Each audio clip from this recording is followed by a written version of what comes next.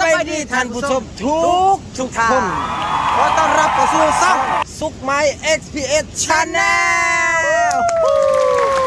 ตบมือมื้อนี้เขาเปิดคลิปให้ยังกันมื้อนี้เขาอยู่ที่ตาดแฟร์ทุกคนแฟร์เซกองซึ่งเป็นตาดที่มีชื่อเสียงอันดับหนึ่งของโลกเป็นตาดที่มีชื่อเสียงของแขวงเซกองเนาะเป็นตาดที่ใหญ่ที่สุดแล้วก็น้ำไหลแห้งที่สุดใครเบิ้งก็ได้น้ำน้อยหนึ่งเบิ้งน้ำก่อนน้อยหนึ่งนี่ตั้งหลังเนาะเรื่องนี้จะเป็นครัวสักก็ได้นี่นี่โอเคไฮไลท์จักหนึ่ง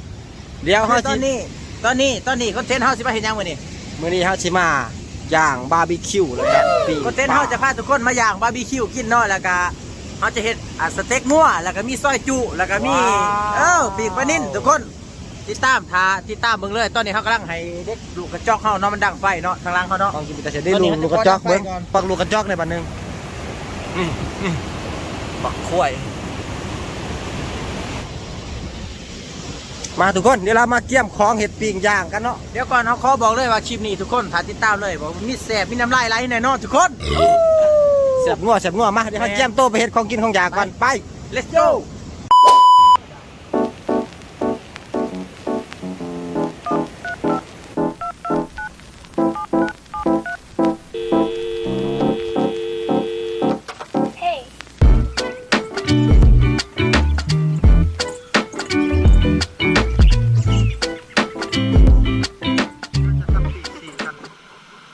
ย่างสเต็ก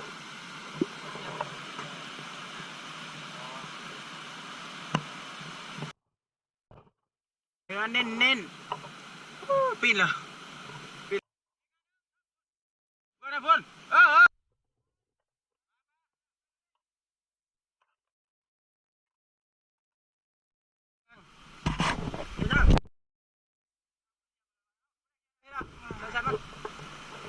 มันกัดบ่ได้เอาหินมาทางเราเอาหินมาโอ้มีไข่นะเพื่อนกลับมาทางพักนี่ทีมงานอีกคนของเรากำลังปีงปลากันเด้อเขาขี่ออกกันเลยบอกออกรับปีงมาแล้วเอาเด้เนี่ยมันเนี่ยมึงเรามันก็เราเนี่ยมันเลิกยาเด้เดี๋ยวเขาจะปีงปลากันอยู่เตานี้อีกจะหน่อยเร็วถาหมดแดงมันกัดเนื้อเขาจังจะมาย่างต่อมันสมแบบกลมกันนิดนึงขนาดเป็นแต่แสบแต่ยิ้มอยู่บ่อะไรทุกคนตอนนี้เขาเอาเกลือมาเอือบใส่ป้าเดี๋ยวเขาจะปีงป้าให้ทุกคนเบิ่งเนาะเดี๋ยวจะหน่อยปีงป้าซุปเขาจะกินเอาถ้าพ่อมาต้องรักอีกเดี๋ยวจะหน่อยเช้าสิงว่ามาปีนแมน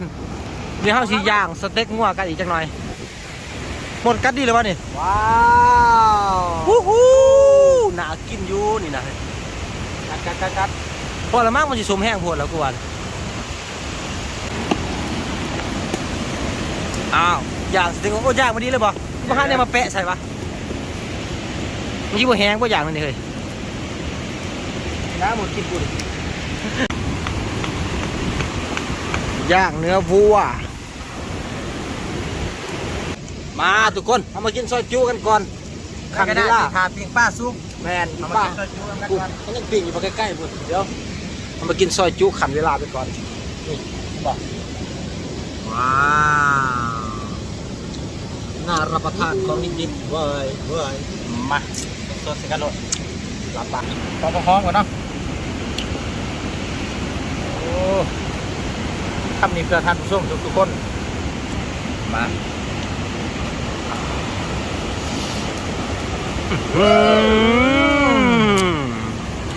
เต็มปากเต็มคำว้าว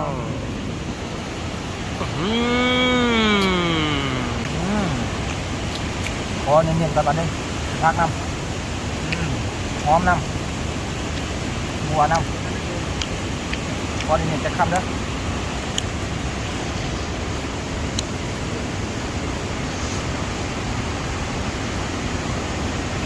ว้าวใครเบียร์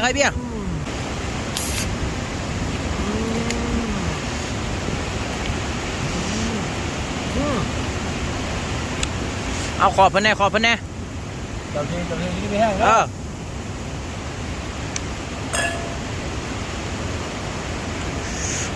ว้าวมาที่สองนี่ตัวนี้เป็นกระหน้าตัวนี้เป็นตับหวาน บอกก่อนเอา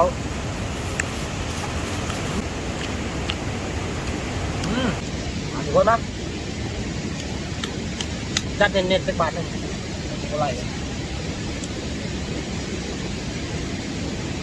ครับมาทำได้2ฮะเดี๋ยวยังล่ะนี่ตั้มบ่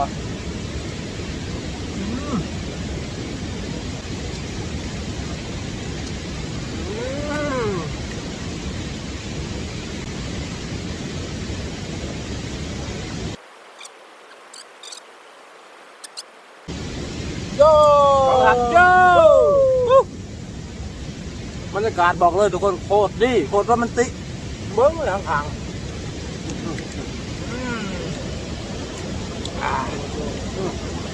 จอดไปข้างหลังอยู่ที่เต้นบริเวณน้ำตกนี่ตกเขาไปแล้วเว้ยว้าว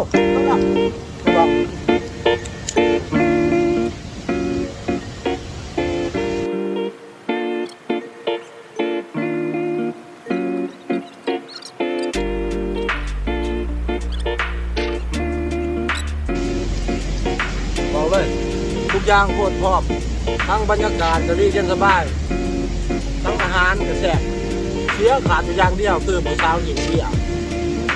โคตรเส้นเลยผู้หญิงผู้สาวมันหญิงเบี้ยมาโยกพี่น้องเอา2นะโยกกันนะเว้ยพอแล้วนี่ล่างพอแล้วนี่ใกล้ๆนะเว้ยง่ายมันนะล่างวันนี้ที่บีนั่นน่ะนี่ล่างมันเบี้ยนี่เพื่อนกินดินนะมันกินแง่ตรงนี้ไปตรงนี้ว้าว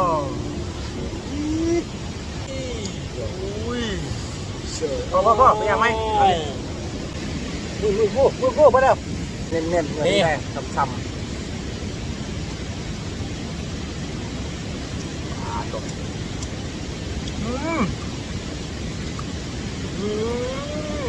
หอม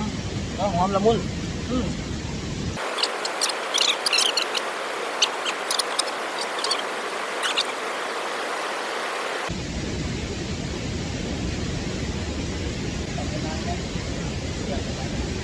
ทานดีแกม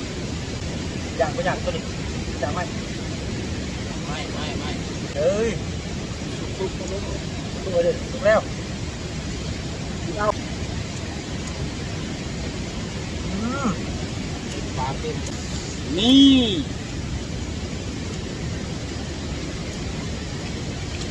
เว้นหนา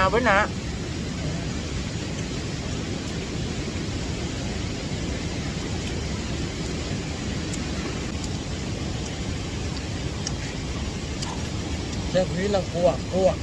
มาบ้างไป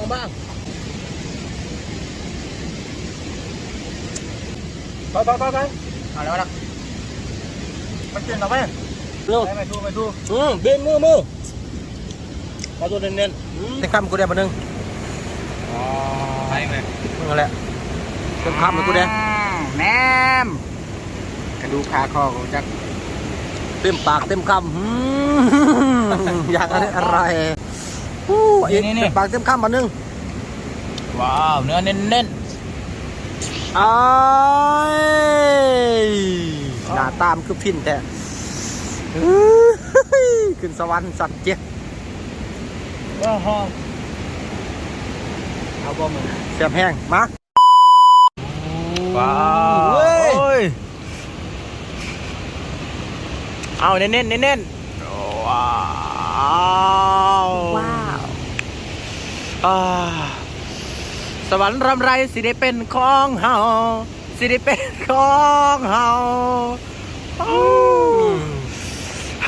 ่บเลยมาเด้อ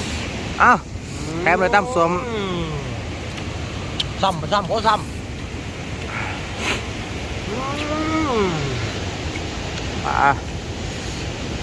แซ่บไปด้วยป้าใหม่ๆสดๆหวานเอาลองทำเนาะ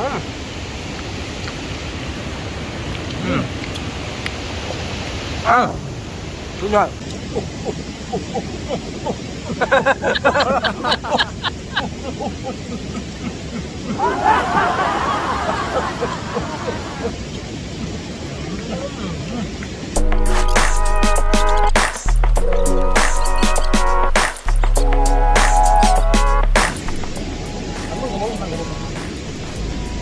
ก็ได้ยังงไปทุกคนทำไมเลยนี่พูดไปไหนบางเรื่องเป็นงานเรื่องก็ได้หายยังไหมโอ้ยเป็นไหมตัดเลยนะคุณนึกออกหมดนะ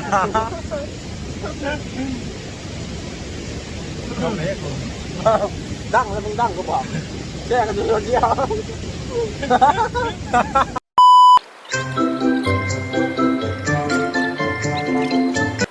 มาทุกคนอิ่มแห้งอยู่ที่อาหารเกียงตับอิ่มบ่ผมเบิ่งบ่ท้องอิ่มบ่ อีแพงอยากนอนนั่งทออีมหนังตาก็เริ่มยา สองอิ่มบ่สองมึง เต็มทอง ว้าวเต็มท้อง จะได้กะ บรรยา สิ กาศ เขาปิดคลิปเรื่องตัวนี้แล้วบัดนี้เฮา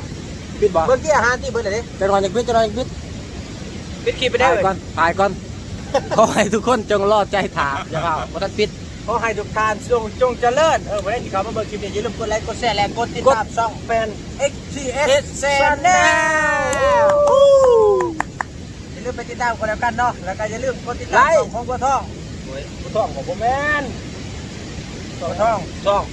บัวทองแชนแนลบ่ล่ะ แนว บัวแชนแนลเลย บัวทองแชนแนลอะไรไหมโอเคใครอย่าลืมเป็นกดติดตามพิมพ์หาโหลดบัวทองแล้วมีเพลง cover กันให้คนฟังเนาะเพลงใครเว้ยว้าว พ่อแม่อายบอกว่าอย่างไรน้องนางก็เป็นลูกไผ่บ่ถูกบ่เก่งยังก็ได้ ก็เลยจะมีเดี๋ยวตีนี้กันสิไปโอเคบาย เดี๋ยวก่อนจะไปขอฝากก่อนฝากแบบจริงจังเด้อฝากให้ทุกคนอย่าลืมเข้าไปเบิ่งแล้วเนาะก็อย่าลืมกดติดตามหั่นน่ะปุ่มติดตามหรือว่า Subscribe หั่นน่ะ